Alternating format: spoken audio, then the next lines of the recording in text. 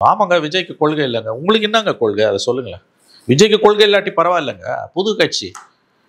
நீங்க 75 வருஷ கால பாரம்பரிய திராவிட மாடல் இல்ல. உங்க கட்சியில இன்னைக்கு நடக்கக்கூடிய அட்டுழியங்கள், ஜாதி மாநாடு, கலப்பு திருமணத்துக்கு எதிராக போய் களத்தில் நிற்கிறது, ஆணவ படுகொலை ஆதரிக்கிறது, எத்தனை கோயில்களில் தலித்துகள் உள்ள போக முடியாமல் இழுத்து பூட்டப்பட்டிருக்காங்க. முதல்ல போய் நிற்கிறது யாரு? தலித்துகளுக்கு எதிராக உங்க கட்சிக்காரன் தானே நிற்கிறான். ஆணவ படுகொலை ஆதரிக்கிறோம். ஆணவ படுகொலையை ஆதரிக்கிறவங்க திமுக இல்லைன்னு நீங்க சொல்லுங்க. ஆணவ படுகொலைக்கு எதிராக சட்டம் ஏற்ற மாட்டேன்னு உங்க அரசு சொல்லுதே, இதான் திராவிட மாடலா? அப்புறம் எங்கேருந்து போய் விஜய் நீங்க கேள்வி கேட்குறது?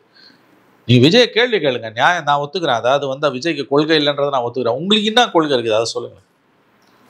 சகலமும் காத்துல பறக்க விட்டுட்டு இன்னைக்கு அதிகாரத்துக்காக எந்த காம்ப்ரமைஸையும் யாரோடையும் நீங்க பண்ண இன்னைக்கு தயாரா இருக்கீங்க. மோடி எதிர்ப்பு அவ்வளவு தூரம் பேசிட்டு ராஜ்நாத் சிங்கை கூட்டு கருணாநிதி நாணயத்தை வெளியிட்டீங்களே, அப்போ உங்க பிஜேபி எதிர்ப்பு பள்ளி இழிச்சது இல்லை, சந்தி சிரிச்சது இல்லை. அது யாராவது ஒருத்தரால இன்னைக்கு கேட்க முடிஞ்சுதா? இன்ன வரைக்கும் எனக்கு புரியாத விஷயம் சிவா அது.